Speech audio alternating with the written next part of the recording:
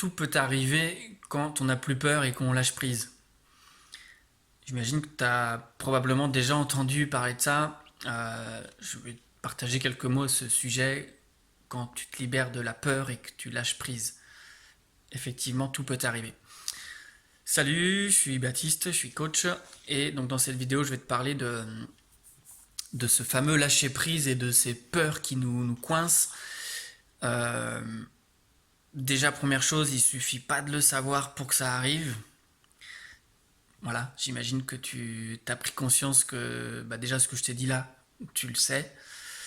Si tu le sais, c'est déjà un très bon début, mais il suffit pas de le savoir pour que ça arrive. Il suffit pas d'en avoir conscience pour que les choses arrivent.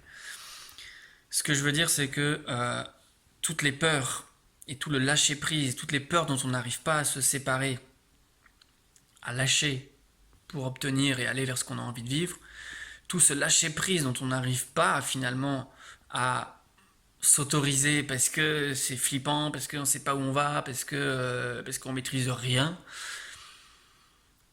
et que ça arrive pas, c'est qu'il y a bien des choses qui empêchent ça. Mais s'il y a des choses qui empêchent ce lâcher prise et ces peurs de se libérer, s'il y a des choses qui empêchent ça, c'est aussi qu'il y a des choses qui permettent ça. Donc, moi, là où j'ai envie d'attirer ton attention, c'est qu'est-ce que tu mets en place aujourd'hui pour permettre à ces peurs-là de se libérer et à ce lâcher-prise-là d'exister vraiment.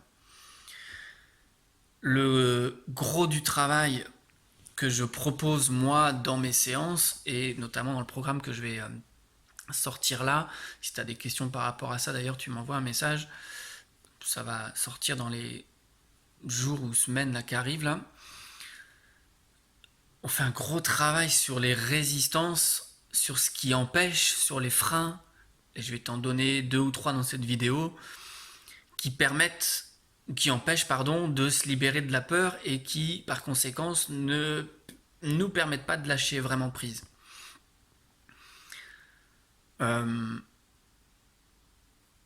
D'abord, je vais t'en partager 2 là.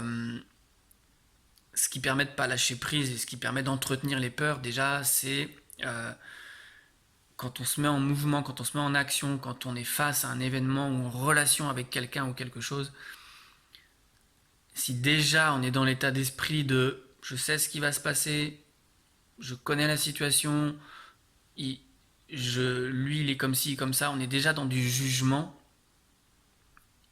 Déjà là, il y a perte de l'ouverture, donc perte d'un potentiel de lâcher prise. Le jugement, l'interprétation, c'est un facteur qui ferme, qui ne permet pas d'ouvrir, qui ne permet pas de faire évoluer une situation.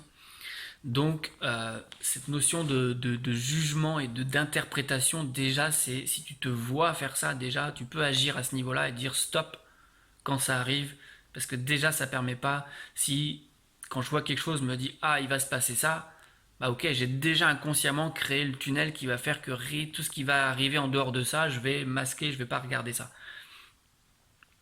Inconsciemment, c'est le message qu'on s'envoie quand on dit que les choses vont se passer de telle manière.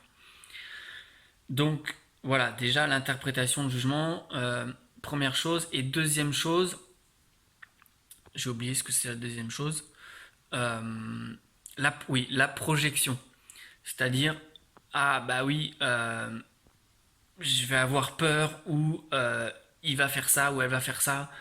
Et voilà, on est déjà en train d'imaginer, de projeter quelque chose sur la réalité. Donc tout ce qui est en dehors de ce qui est, dans la réalité du maintenant, déjà freine, ne permet pas et empêche vraiment toute évolution. Donc je t'invite à être attentif dans ta manière quand tu relationnes avec les gens, avec les choses. Est-ce que tu es dans le jugement? Est-ce que tu es dans l'interprétation? Est-ce que tu es dans la projection de ce qui est par rapport à ce que tu vois? Donc il y a un gros travail sur ça. C'est pareil, j'imagine, voilà, si tu es déjà en train d'écouter la vidéo, c'est que tu es déjà attentif à du travail sur soi et puis faire cette démarche-là. Donc j'imagine que tu es déjà conscient, en tous les cas j'espère, de ça, mais ça ne suffit pas. Donc le travail de je vais plus loin et je peux dépasser ça et arrêter de juger et de projeter. T'as beau le savoir, mais bah, pour autant je juge et je projette sans arrêt, bah, c'est qu'il y a bien des choses que tu n'arrives pas à enlever ou à dépasser. Et c'est là où quelqu'un d'extérieur a potentiellement ce, ce pouvoir-là sur toi pour t'aider. Euh, c'est marrant, je vois que je suis pas à l'aise à parler de pouvoir, mais c'est une réalité en fait. Hein. C'est le pouvoir, hein, c'est toujours pareil, il s'arrête là où on décide qu'il s'arrête. Moi, j'ai aucun pouvoir sur toi. Par contre, j'ai des pouvoirs de moyens, d'outils, de moyens de créer les conditions pour te permettre de. Mais c'est toi qui fais le job et c'est toi qui décides à la fin. C'est toi qui as le dernier mot. Donc voilà, moi je suis juste ce que tu as envie, ce que tu demandes et voilà, par les moyens que j'ai à ma disposition, je te permets de voir et de reconnaître pour t'utiliser au mieux. Donc voilà, ça m'a fait rebondir là-dessus, cette notion de pouvoir, parce que voilà, c'est toujours très bancal quand on dit ouais, je suis manipulé et tout, il a le pouvoir sur moi et tout, mais à quel endroit tu dis ça? Enfin, je veux dire, comment tu évalues ça? Sur quels critères tu te dis que je laisse le pouvoir à l'autre? Et surtout, la question derrière, c'est sur quels critères je décide de ne pas reprendre du pouvoir sur moi? Parce que la vraie question, c'est ça en fait. Quand on laisse le pouvoir à l'autre, c'est parce qu'on n'a pas pris le pouvoir sur soi. Hein. Donc voilà, ça fait aussi partie des partages que l'on fera. Je crois que ça fait déjà 7 minutes. C'est une vidéo. Qu'est-ce que je voulais dire par rapport à ça? Oui, pouvoir, manipulation, ouais. Ça aussi, cette notion de manipulation, ça me fait souvent, enfin souvent, ça m'a fait me poser des questions à l'époque et ça me fait un peu plus sourire maintenant parce que voilà, j'ai vu des choses et j'ai évolué par rapport à ça, mais on est tous en train de manipuler en fait. De manière inconsciente, mais d'avoir l'intention consciente de ne pas le faire, oui, mais on est tous en train de manipuler. Après, c'est pas la manipulation qui est déconnante. C'est au service de quoi elle est la manipulation. Quand un ostéo il te manipule, c'est bien pour que tu ailles mieux derrière. Bah là c'est pareil.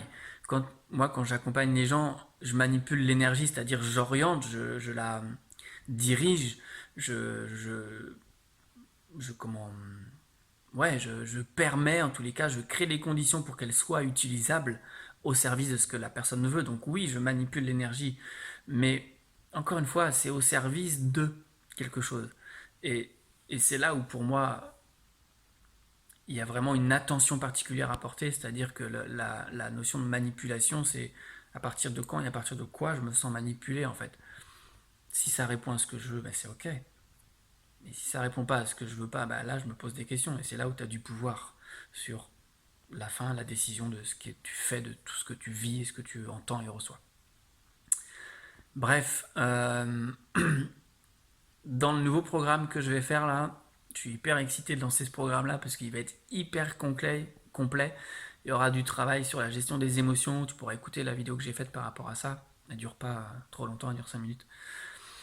Euh, Il y aura du travail sur la gestion des émotions, il y aura du travail sportif, du travail. Alors quand je dis sportif, c'est pas, il y a pas de, c'est pas du travail de haut niveau, quoique. Je veux dire, il n'y a pas de compétition. Par contre, c'est sportif au sens comment maîtriser mon corps, comment travailler sur mon corps. Je referai une autre vidéo par rapport à ça.